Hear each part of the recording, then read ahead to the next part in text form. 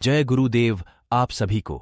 आइए आज हम सब जानते हैं कि क्या है शक्तिपात दीक्षा और क्यों गुरुदेव अपने हर स्पीच में शक्तिपात दीक्षा का जिक्र करते थे। क्या संबंध है कुंडलिनी शक्ति और शक्तिपात दीक्षा का? अगर बात करें सिद्ध योग की तो क्यों कुंडलिनी का जागरण साधकों की दीक्षा का प्रतीक माना जाता है। गुरु शिष्य परंपरा में दीक्षा का एक नियम है और शक्तिपात दीक्षा सर्वोत्तम मानी जाती है। शक्तिपात दीक्षा 4 तरीकों में से किसी एक द्वारा की जाती है। आइए अब हम बारी बारी इन सभी के बारे में जानेंगे। सबसे पहले आता है स्पर्श द्वारा। एक सिद्ध सशक्त गुरु तीसरे नेत्र स्थान, हृदय केंद्र और मूलाधार में रीढ़ की हड्डी के आधार पर स्पर्श करके साधक में अपनी शक्ति प्रवाहित करता है। इसके बाद आता है एक द्विव्य शब्द अर्थात मंत्र द्वारा। गुरु की शक्ति मंत्र के माध्यम से साधक में प्रवाहित होती है। गुरु द्वारा दी गई दीक्षा अर्थात मंत्र का जाप स्वयं गुरु द्वारा पहले ही लंबे समय तक किया जा चुका होता है। उस मंत्र में और गुरु में कोई अंतर नहीं होता। जब गुरु ऐसे सशक्त मंत्र से दीक्षा देते हैं तो उसके जाप मात्र से मुक्ति मिलती है। शक्तिपात दीक्षा का तीसरा प्रकार है दृष्टि द्वारा शक्तिपात दीक्षा। इसमें समर्थ गुरु द्वारा साधक की आंखों में देखकर ही कुंडलिनी जागृत करने की दीक्षा दी जाती है। भारतीय आध्यात्मिक साहित्य में विभिन्न सिद्ध गुरुओं द्वारा अपने शिष्यों को देखकर उनकी कुंडलिनी जागृत करने की कथाएं भरी पड़ी है। शक्तिपात दीक्षा का अंतिम प्रकार है संकल्प द्वारा शक्तिपात दीक्षा। यह एक ऐसी दीक्षा है जिसमें किसी गुरु विशेष से दीक्षा लेने का मन बना लेने मात्र से ही साधक को दीक्षा मिल जाती है, लेकिन ऐसे शिष्य बहुत कम होते हैं। इससे एकलव्य की साधना सत्य सिद्ध हुई थी। गुरु द्रोणाचार्य के मना करने पर भी गुरु मानकर अभ्यास करना।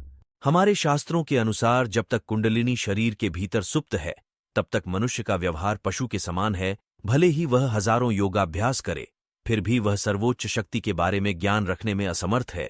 अब साधकों द्वारा पूछा गया कि क्या होता है जब गुरु की कृपा से शक्तिपात दीक्षा के माध्यम से कुंडलिनी जागृत हो जाती है। स्वात्माराम जो कि गुरु गोरखनाथ जी के शिष्य थे, उनके रचित के हठयोग प्रदीपिका अध्याय 3 के भाग 2 में कहा गया है कि एक बार गुरु की कृपा से कुंडलिनी जागृत हो जाती है तो सभी चक्रों और ग्रंथियों अर्थात ब्रह्म ग्रंथि, विष्णु ग्रंथि और रुद्र ग्रंथि का छेदन कर देती है अर्थात जागृत हो जाती है और इस प्रकार साधक समाधि की स्थिति अर्थात समत्व बोध की स्थिति प्राप्त करता है। जिस क्षण शक्तिपात होता है साधक को अपने पिछले जीवन के कर्मों के अनुसार विभिन्न प्रकार की स्वचालित योग क्रियाएं जैसे आसन, शारीरिक मुद्राएं, बंद मुद्रा और प्राणायाम अर्थात सांस का विनियमन का अनुभव होना शुरू हो जाता है। सिद्ध योग जिसे महायोग भी कहा जाता है, गुरु अपनी शक्ति से शक्तिपात दीक्षा के माध्यम से शिष्य की कुंडलिनी जागृत करता है। गुरु के बारे में बताते हुए कहा गया है कि वह शिष्य के भीतर विद्यमान लेकिन सुप्त शक्ति अर्थात कुंडलिनी को जागृत करते हैं और शिष्य को ईश्वर से अनुभव करने के योग्य बनाते हैं। हमारे शास्त्रों में कुंडलिनी को विश्व माता कहा गया है।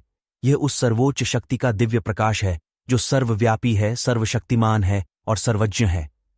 जिस साधक की कुंडलिनी जागृत हो जाती है वह भूत, वर्तमान और भविष्य की असीमित घटनाओं का प्रत्यक्ष अनुभव और अनुभूति करने में सक्षम हो जाता है। हमारे शास्त्रों के अनुसार जब तक मनुष्य की कुंडलिनी जागृत होकर सहस्रार तक नहीं पहुंच जाती तब तक मोक्ष नहीं मिलता। पृथ्वी तत्व का आकाश तत्व के साथ मिलन ही मोक्ष और कैवल्यपाद की प्राप्ति है। अगर आप कुंडलिनी शक्ति के बारे में और अधिक गहराई से जानना चाहते हैं तो आपको डिस्क्रिप्शन में लिंक दिया है, उस पर जाकर देख सकते हैं। जय गुरुदेव।